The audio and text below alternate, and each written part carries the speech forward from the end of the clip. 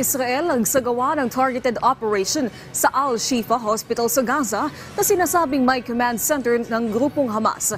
Pamilya naman ng mga hostage na hawak na militanteng grupo nagmarcha patungo sa tanggapan ni Israeli Prime Minister Benjamin Netanyahu.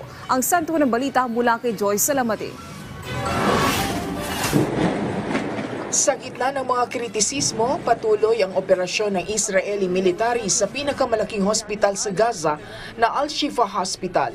Ayon sa ilang doktor sa naturang hospital, binigyan sila ng warning ng militar 30 minuto bago simulan ang targeted operation.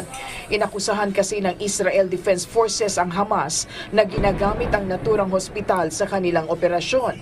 Maging ang White House, sinabing nakatanggap sila ng intelligence report na may itinatagong command center ang Hamas sa ilalim ng Al-Shifa Hospital, bagay na mariin namang itinanggi ng local health officials.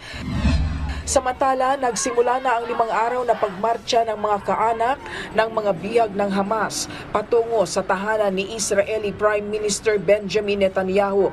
Ito'y upang ipanawagan sa gobyerno na paigtingin pa ang mga hakbang upang matiyak ang pagpapalaya sa mga mahal nila sa buhay na nabihag ng militanteng grupo. Kasabay nito, sinabi naman ni US President Joe Biden na kumpiyansa siyang makabubuo ng kasunduan para sa pagpapalaya ng mga hostage ng Hamas.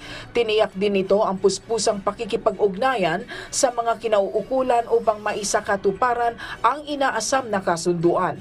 Nanawagan ito sa mga kaanak ng mga nabihag ng Hamas na maghintay pa dahil inaaksyonan na nila ito. Nagsabi naman ang armed wing ng Hamas na Al-Qassam Brigades sa Qatari mediators na handa silang magpalaya ng hanggat 70 bihag na mga babae at bata. Ito'y sa kondisyong magkakaroon ng 5 araw na truce o kapayapaan, kung saan bukod sa pagpapatupad ng tigil putukan ay dapat din anilang payagan ang pagpasok ng humanitarian aid sa lahat ng parte ng Gaza.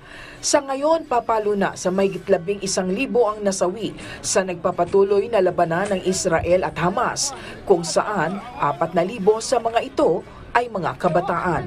Joyce Salamatin para sa Bayan.